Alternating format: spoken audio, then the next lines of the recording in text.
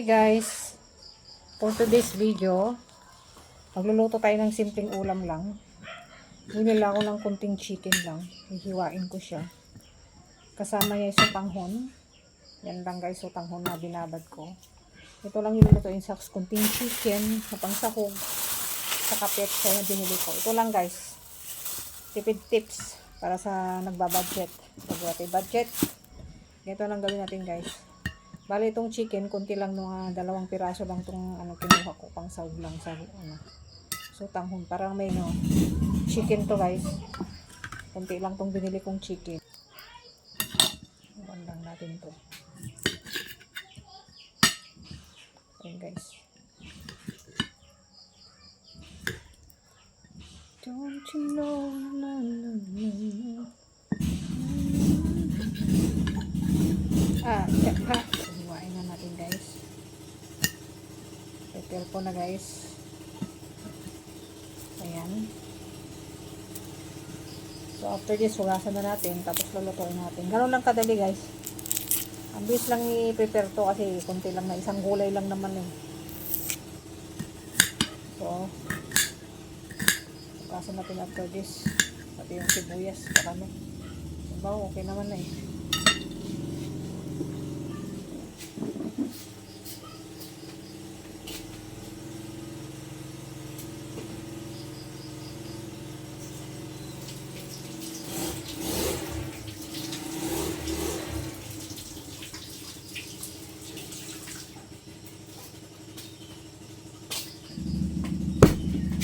Ito na yung luya. Lasan natin yung luya. Sobrang malang bilihin.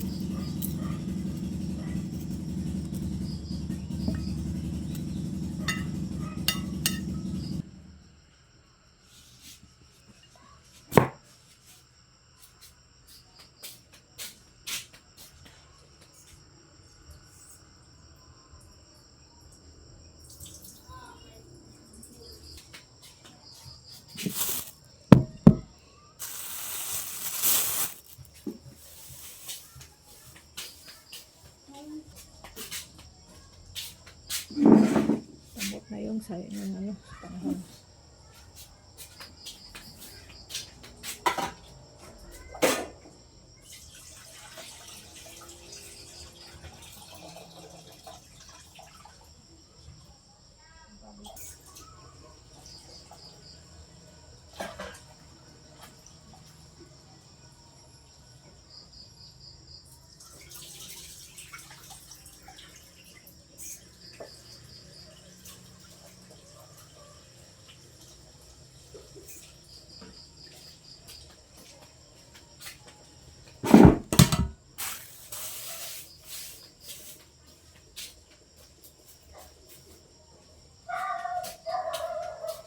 Na-prepare na. Tapos na. Pagputin ko na lang.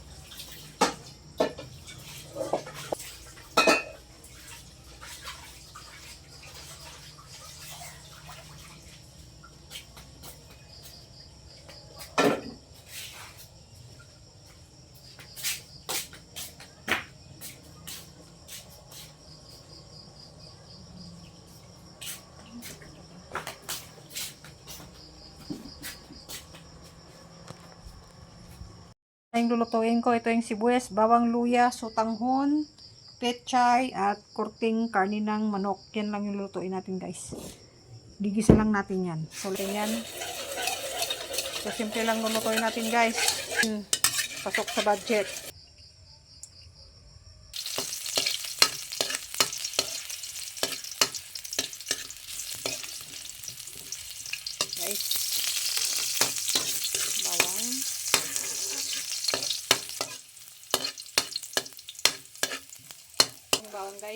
Lagay na natin yung sibuyas.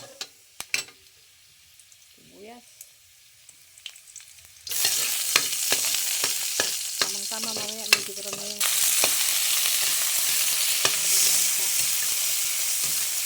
yan lang yan guys, pang-serve natin kunting chicken lang. Ang palasa lang doon sa tutanghon saka sa pechay. Wala kasi akong makita ng palaya. Ang palaya sana lagay ko dito. Wala kasi ang palaya guys. Ito na lang, pechay na lang. Guys, pa-brownin naman natin konti para di malansa yung chicken. Kasi yung chicken pag medyo brown siya pag medyo sabawan para hindi malansa. Yung brown ng konti. Habang pinapa-brown ko yun guys, tupa muna ako ng isang basong tubig. Pag isang baso kulang eh. Siguro mga 2 baso na yung palayok. Ayan, bango-bango na siya guys. Inuna ko yung luya guys kasi para mabango yung chicken, hindi malansa. Tapos tubig. Kasi yung pichay saglit lang maluto guys. So mahuli na lang yun. Sabawan na natin kasi yung sutanghon. Susunod pa natin. Kasi sutanghon to eh. Masarap yung sabaw niya eh. And guys, abangan nyo guys yung next. Diyan lang po kayo. Stay put. Yung sabaw na may manok. Sarap. Lagyan pa ng kunting asin guys. Pwede na yung sabaw guys. Lagyan na natin yung pichay na hiniwa ko. Wala kasi ang palaya, kaya pichay na lang yung kinuha ko. Medyo mas mura ng konti. So, ganyan lang kadali guys. Ayan o. Tuloy na lang natin pichay. Yan, pwede na yan guys. 2 basong tubig, enough na isa para sa maliit na sutanghon. Hindi naman siguro sobrang to lang. So, kailangan 2 na lang. Kulang yung sabaw. Bitin sa sabaw. So, ganyan guys.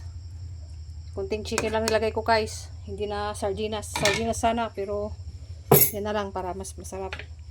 Chicken, kahit kunting chicken lang guys. Kahit 2 ulam na yan. Sarap na yan guys. Yan ang masarap na ulam.